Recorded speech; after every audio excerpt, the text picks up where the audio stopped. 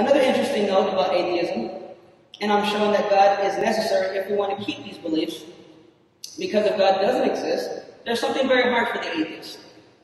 In the field of philosophy, there's something called epistemology, which is the study of knowledge and how it is obtained.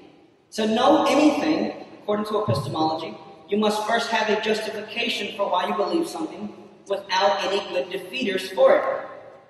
Now, the reason this is very interesting is that this becomes a real problem for the atheist. Why? Because he has a defeater for any belief he may hold that his brain tells him. Scientist, atheist J.B.S. Haldane said, "If the thoughts in my mind are just the motions of atoms in my brain, why should I believe anything it tells me, including the fact that it is made of atoms?" Philosopher John Lennox reiterates his point, and he says, "People are using their minds to tell me that the mind is nothing but a collection of sophisticated motions of elementary particles. If the thoughts in my mind are just the atoms in my brain, a mechanism arisen by a mindless, unguided process, why should I believe anything it tells me?" Atheism undercuts the scientific endeavor very seriously. It is an argument that purports to derive rationality from irrationality, which is logically incoherent.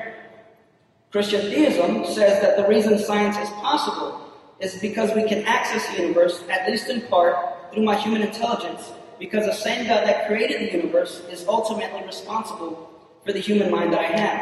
So my chief objection against atheism is not that it is against God, but that it is against rationality. Philosopher Alvin Plantinga, who is respected both by believers and non-believers, a wonderful philosopher, bear with me here, says, "Knowledge is warranted, justified true belief, and a belief has justification for some people if and only if that belief was formed by faculties that are functioning properly and in accordance with a good design plan in a cognitive environment and appropriate for the way those faculties were designed, and when the design plan for our faculties is aimed at obtaining truth. An engine functions properly in that it functions the way it was designed to function." Now here's where he makes his point. If knowledge presupposes justified belief, and if justified beliefs presuppose that those beliefs were formed by properly functioning faculties, and if the notion of properly functioning faculties presupposes the notion of it being designed to function a certain way, then knowledge presupposes a designer.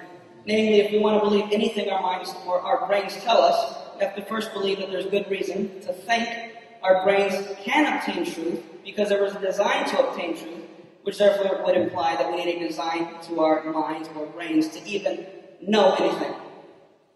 Lastly, David Berlinski, who is not a Christian, not a believer, says in his book, The Devil's Delusion, "Why should a limited and finite organ, such as the human brain, have the power to see into the heart of matter, philosophy, or mathematics?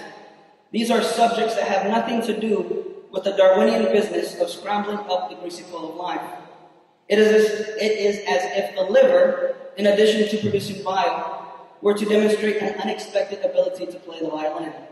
In other words, why should our minds or our brains, if are simply the byproduct of evolution, why should we trust that it has the ability to think rationally and obtain truth?